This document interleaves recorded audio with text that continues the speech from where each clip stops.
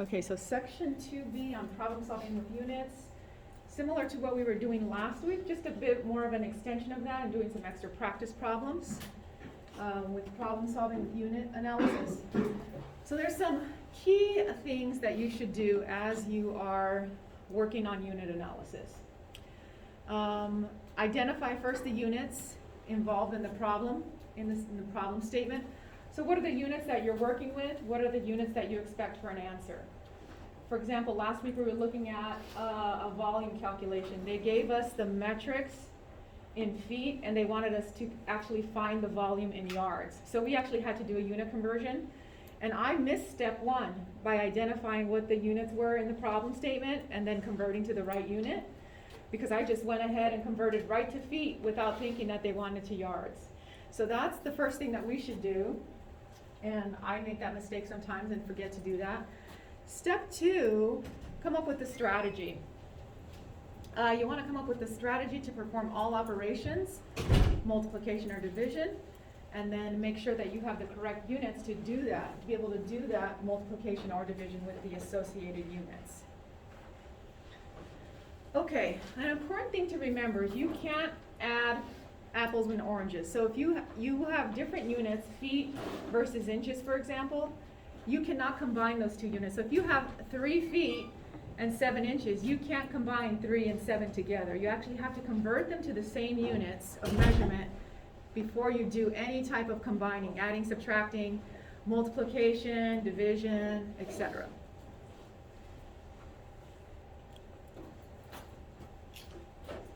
And then it's easier to keep track of units if you replace division with multiplication by the reciprocal. So for example, instead of dividing by 60 seconds per minute, multiply by 1 minute over 60 seconds. Now, what they mean in that case too is that you can actually translate reciprocals or fractions into decimals. Remember we discussed that last week? You know, when you're doing the unit conversions, it's easier if you have a fraction to multiply by, or a fraction that's part of a unit conversion. It's a lot easier to just convert that into a decimal and then do the associated math. Okay, and then of course at the end, when you complete your calculations, make sure that your final answer has the units that you thought you were going to get. If the problem statement is asking for feet, make sure your final answer is in feet. Make sure, when we were talking about cross cancellation and doing all those cancellations last week, we said make sure that the metric that you want is in the numerator, right? Now if it's miles per hour, you're going to have miles in the numerator, hours in the denominator. But if it's just feet, for example, your goal is to be able to cross cancel and then end up with feet in the numerator. Okay, so here's another example, and as we go through these examples, if you're able to do this mental math, go ahead and you're more than welcome to do that mental math and just do the math straight across, multiplication or division, whatever it is. But we're going to work out the full unit analysis so that you can see the full process as we go through this. So let's say you came into some money and you're going to buy 30 acres of farmland and it's $12,000 per acre. So what is the total cost? So from a mental math perspective, we would just simply figure out the total cost by first taking 30 acres at $12,000 each, right? We just do the math, right, and do the multiplication. But we can actually do the total cost by doing a complete unit analysis by writing these out in units. So they want the cost. We know that they're going to be looking for dollars. We know that this is going to be multiplication. And so we can write it like this. The full unit analysis is 30 acres at or multiplied by $12,000 per acre. So if we want in the numerator the dollars, we can see that we can benefit from the cross cancellation of the acres here, right? So 30 times 12,000, and that gives us 360,000. Now, again, you can go right to the math and do the math. It's just important to know what your ending units are going to be in. And in the event that the homework asks you to step through the process and write the unit analysis, it's important to know how to do this so that you can confirm, and that the homework wants to confirm that you actually know what the process is that you're doing in your head. Okay, 360,000. Okay, any questions on that particular problem? Okay, we're gonna do a lot of examples in class today. And so hopefully you'll get a really good feel and good sense of how to do these unit conversions. Okay. Okay, now this is an interesting problem. Let's say you are planning to make pesto and you need to buy basil. Is there anyone in here who is good at cooking and baking? Likes to do that? Okay, good. We have a couple of people here. Okay, so typically if you're into cooking or baking, you probably want to have the right ingredients.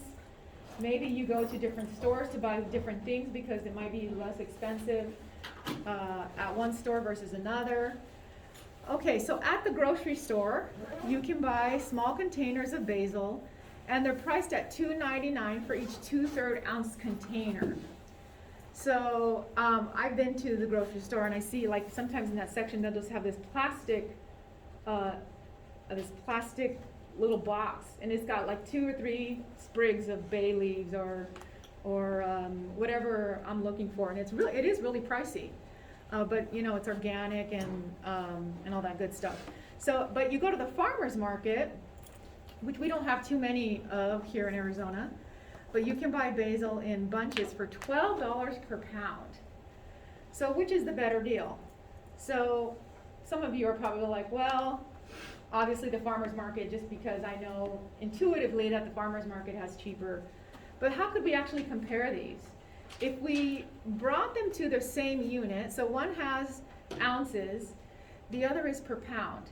So if we could figure out, we could change one of these or the other to ounces or the other to pounds, we could actually figure out what the better deal is. So if we come to a similar baseline metric, we can actually compare them. So let's convert the small container to a price per pound instead of a price per 2/3 ounce. Okay, so the price per 2/3 ounce, $2.99 per 2/3 of an ounce. Here is a fraction. When we were talking about this last week, what did we say it would be easiest to do if you're dividing or multiplying by something that's a fraction? What would be easiest? Convert it to a decimal. Yeah, convert that 2/3 of an ounce to a decimal. So you see how they have 2/3 in the denominator? If we just convert that 2/3, instead of 2/3, does anybody know the decimal equivalent of 2/3? 0.66. Yeah, so it's 0.6666 repeating, right? So if we just translate that to 0.67 in our denominator, so you have 2.99 divided by 0.67 ounces. Or if you're okay with the 2/3 in the denominator like that and know how to do all the math and you wouldn't get confused in the steps, you can keep the fraction. Okay, so we have 2.99, and instead of dividing by 2/3, I would say 0.67 times, there's 16 ounces in a pound. Now, how did we know to put the 16 ounces on the top and to put the pound on the bottom? What if you had done it 1 pound divided by 16 ounces? What would have happened there? Pounds would have canceled out. The pounds wouldn't cancel, Well, right? Like that. Because the 16 is on top, so it can cancel out the 2/3 ounces. Yes, so the ounces, that's our goal, right? Is to cancel the ounces.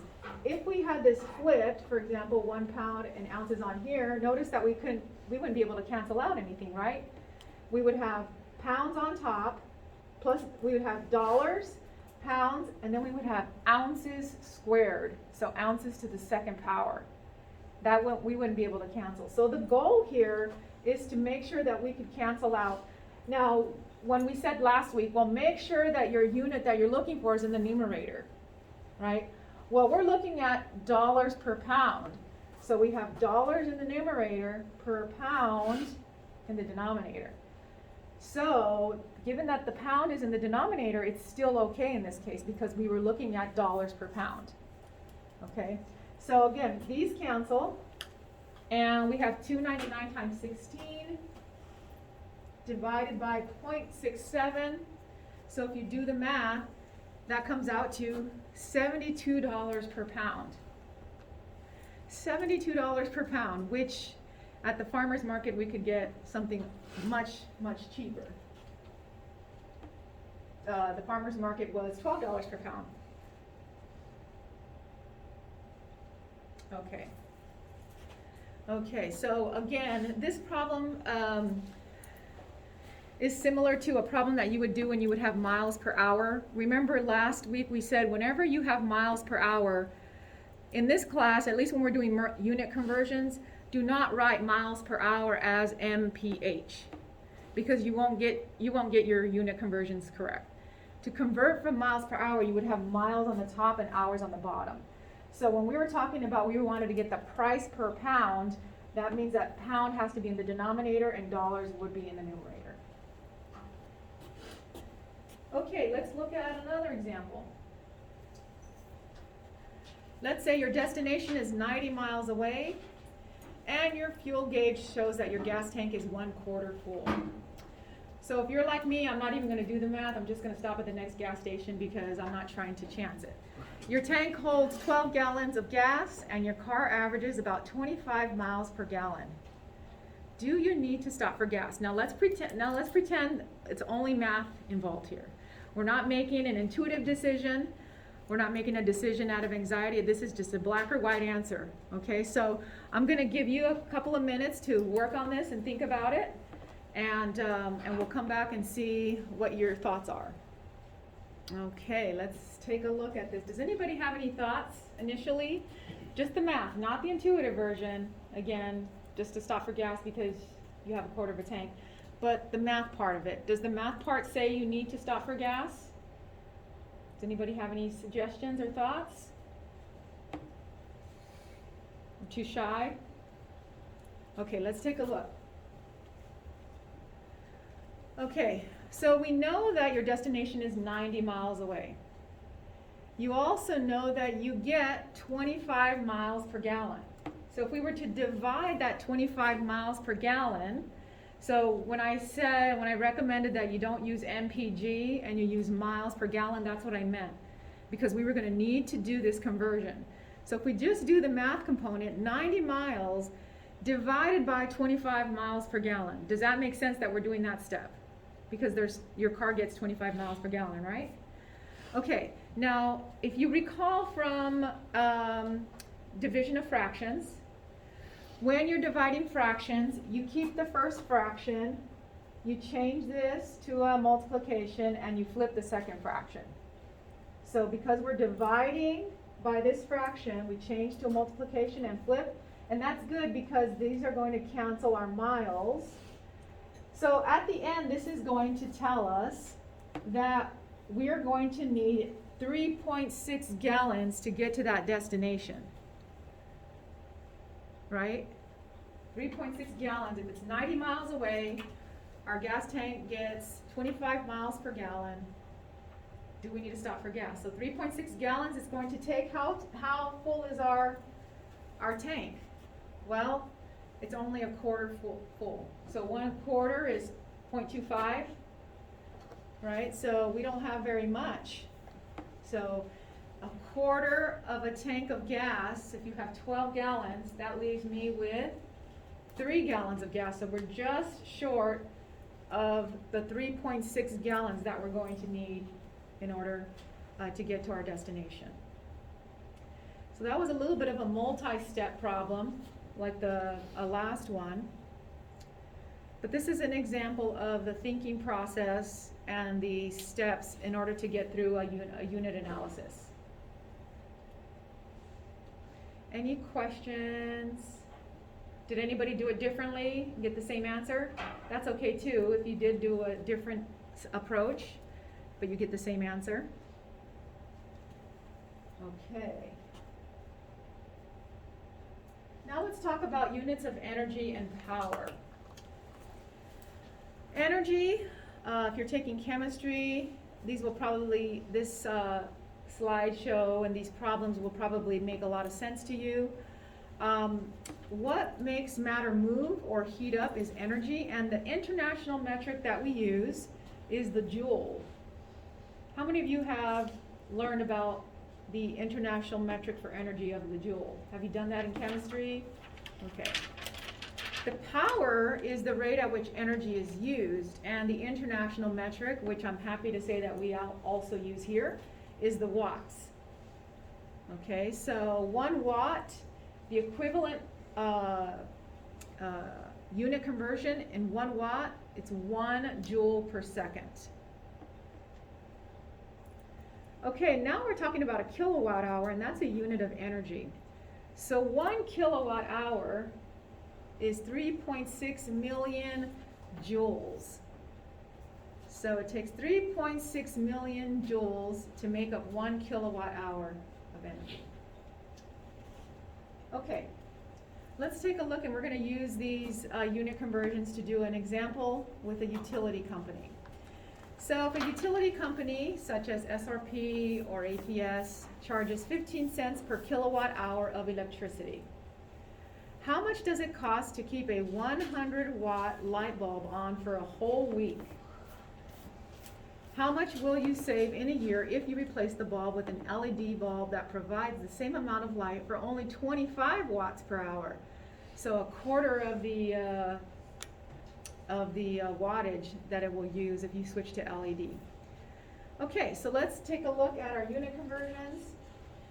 If we have a 100-watt light bulb and we leave it on for a whole week, so in 1 kilowatt, there's 1,000 watts. Now, you can find that table representation in the book, or you can actually look it up to determine what that wattage is. Okay, and the reason why we're converting that is because notice that we have at the end, we want watts. We want to be able to cancel our watts, get rid of that, come up with the difference between the 100-watt light bulb and the 25-watt light bulb.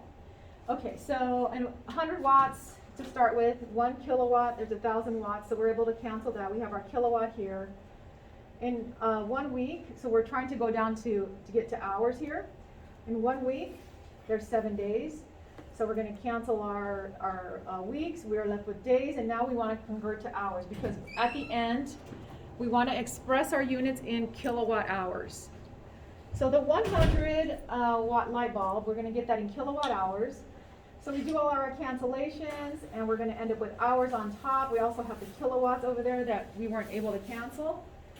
So we do all that math, divide by 1,000, so you can see the cancellations here, here, and then the days are also going to cancel, and we're left with the units of kilowatt hours.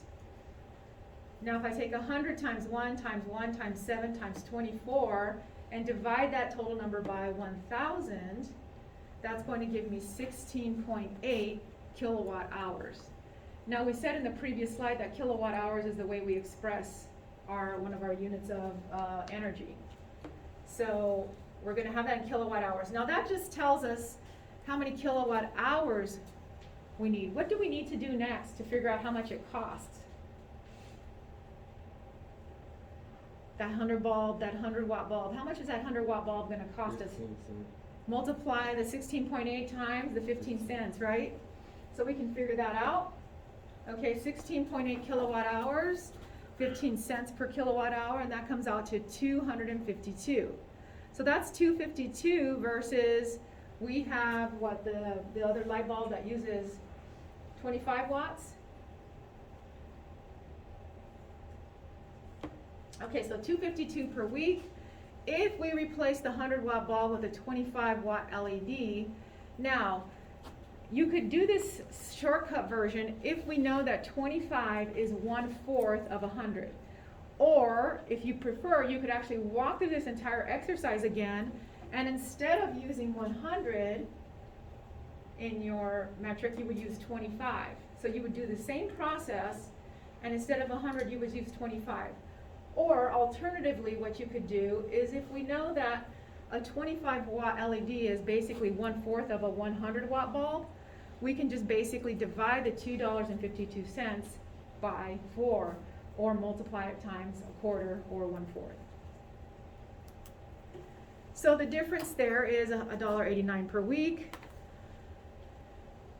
I think more importantly, you're not killing penguins if you use LEDs. $1.89 might be trivial for some people, so they don't necessarily care. Okay, so that's another big unit conversion. And you'll have similar examples like this in your book to refer back to. And we'll also do some practice as well to get you more familiar with these. Okay. This one is units of density and concentration. Okay, let's take a look at this. So first we're going to look at density. Density describes compactness or crowding. Probably one of the most familiar that you might know of is population density. So typically when you look on a town or a city or a state's website, it will tell you the population density. Usually that's people per square mile or people per square kilometer. So how dense is that area? Material density is given in units of mass per volume. So grams per cubic centimeter, for example. Information density is in units of mass per unit volume. So an example of information density, if anybody works in information technology or majoring in computer science, you'll probably deal with this a lot, which is gigabytes per square inch. That's a common unit that they use for information density. So let's see if we have some examples. We'll do some concentration and then we'll do some examples of density. So let's take a look at concentration. Concentration describes the amount of one substance when mixed with another. For example, you've probably seen the air pollution advisories, especially in the summertime here, where it tells you if you could carpool, work from home, ride your bike, whatever, because the concentration of the air pollutant in parts per million might be too high. So that describes the number of molecules in the air. And then this is a popular one. Some of you might be all too familiar with this. Blood alcohol content. The blood alcohol content describes the concentration of alcohol in a person's body. So, and that is always going to be in grams of alcohol per 100 milliliters of blood. So that's going to be, if we wanted to write that, grams per 100,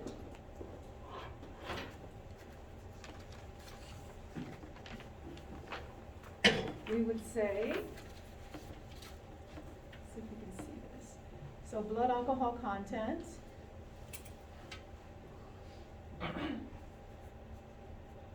and that's going to be measured in grams per 100 milliliters.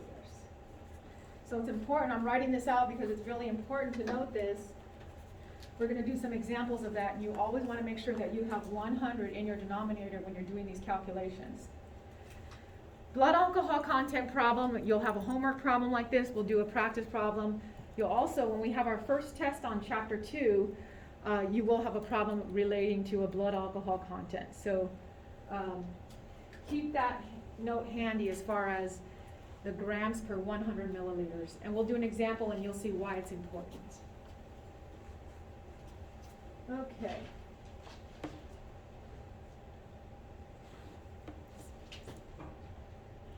All right, so that example, let's say example 9 on New York City. This is going to be an example of population density. So population density is typically people per square mile or people per square kilometer. So if Manhattan Island has a population of about 1.6 million people living in an area of 57 square kilometers, what is the population density? All you have to do there is, if we know that population density is measured in people per square mile or people per square kilometer, the key word per means division. So we take the total population and we divide by the mileage or kilometers. Notice that they didn't write 1.6. Okay, 1.6 million needs to be rewritten when you're doing the math as 1,600,000. If you had 2.5 million, you would write that as 2,500,000. Okay, so whenever you see these population density problems in your homework assignment or on a test, make sure when you do the conversion that you write out the full amount rather than abbreviated, 1.6 million. That's the abbreviated version. This is the actual mathematical representation. So we have people over square mileage or square kilometers, and that comes out to about 28,000 people per square kilometer. And that's all you have to do to figure out a population density is just do the math. The number of people divided by the square mileage or the square kilometers. Okay, so number 45. Okay, so these are density problems. A cube of wood measures 3 centimeters on a side and it weighs 20 grams. What is its density and will it float in water? So let's go back to, so we have material density is given in units of mass per volume, and that's what we're looking at right now, such as grams per cubic centimeter. So grams per cubic centimeter, and we want to keep in mind that the density of water is about approximately 1 gram per cubic centimeter. 1 gram, so they provided this right here. And so we're gonna need this to reference in that problem number 45. It said, objects with densities less than 1 gram per cubic centimeter will float in water, while higher density objects will sink. So if it's less than 1 gram per cubic centimeter, it'll probably float. If it's higher than 1 gram per cubic centimeter when you do the math, it'll probably sink. Okay? So now we'll refer back to the problem that we were looking at, problem 45. Does anybody want to give your thoughts? How do you compute density? Density equals mass over volume. Okay, so it's mass over volume. So what's the mass 20 grams. over the volume? 3 centimeters. So how do we calculate the density of that? 20 divided by 2. And the question is, will it float in water? We just saw on the previous slide that things that are less than 1 gram per cubic centimeter, right? 1 gram per cubic centimeter will probably float. If it's more than 1 gram per cubic centimeter, it will not float. Now, they give us the cube of wood and it's 3 centimeters on one side, but is that the volume? That's not cubic, right? So how do we get the cubic volume for that cube of wood? 3 times 3 times 3. Yes. Does that make sense? And we're doing 3 times 3 times 3 because density, as you said, is measured in mass per or volume. So if we need to do that, we need to figure out what that volume is of that cube. 3 times 3 times 3 is 27.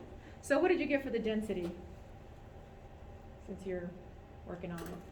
Just 27 divided by 23. So it's the opposite, right? Oh, it'd be the opposite of It's that? going to be, Oh, yeah, because 'cause we you just measure saw in that's grams per cubic, so it's mass per volume. It's about 0.85. 0.85. Okay, so if you take 20 divided by 27, hopefully everybody gets why we did that, because this density, the example that we looked at, it's gram per cubic centimeters. So 20 divided by 27 gives us less than 1, and we know that the density of water is approximately 1, right? So what do you think? Will it float or will it sink? It'll float. It'll float, yes. It will float in water according to these measures.